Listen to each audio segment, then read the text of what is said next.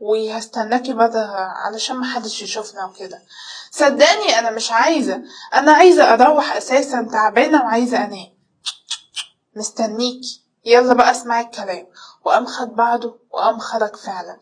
وانا كنت عمال افكر، وانا بصراحة مستغربة جدا منه، لانه كان غريب قوي معايا، واول مرة يتعامل معايا بالشكل ده.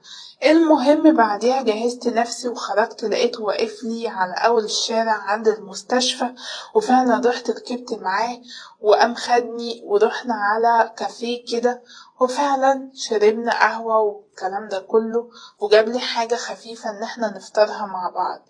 ولقيته قام حط ايده عليا وبيقول لي: بصراحة كده انا شايف ان انتي جميلة قوي، وشايف ان كل حاجة فيكي كده مظبوطة، جسمك، شكلك، هيئتك، اهتمامك، كل الكلام ده كله.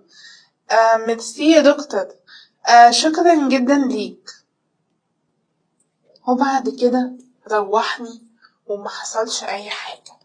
المهم عديت وقلت ممكن عزومة عادية، انا محطتش في دماغي اي حاجة، واتصرفت بتلقائية زيادة وما كانش في دماغي اي حاجة نهائي. المهم فضل الحال مستمر بيا على كده، لحد ما لقيته في مرة بيكلمني: بقولك ايه، ايه رأيك ان انتي تيجي معايا النهاردة كده على البيت عندي؟ نعم. اجي فين ان شاء الله؟ البيت عندك ده ايه اللي انت بتقولهولي ده؟ قال لي: بصراحة كده انا معجب بيكي، وعادي يعني هناخد وندي كده بشكل ودي من غير ما حد يشوفنا مع بعض، وعلى الاقل نبقى على راحتنا اكتر. انت اتجننت ولا ايه؟ انت عارف انت بتقولي ايه؟ انت ازاي اصلا شفتني كده؟ انا مش كده نهائي.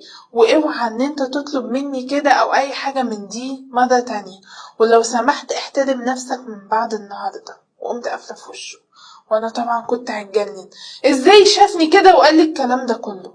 المهم في الوقت ده جه ممرض جديد، وبدأ ان هو يتدرب معانا، وكل حاجة كان تحت التدريب لحد ما نشوف هو كويس ولا لا. فانا اللي كنت معاه وبساعده وبدربه وبعمله شوية حاجات والكلام ده. وكانت الدكاترة قالوا لي اشوفه هو مثلا عايز يتعلم ايه اعلمه، لاني انا كنت توب جدا في شغلي، وكنت حد كويس جدا في الشغل. فالمهم بدأت ان انا اشوف قد ايه الممرض ده شخصية كويسة جدا، وبدأ هو كمان الاقيه شايفني وعمال يبصلي والكلام ده كله. فبصراحة ما اقدرش انكر اني اعجبت بيه، بس في نفس الوقت رجعت اللي هو لا، ايه ده، في ايه، ما ينفعش كده.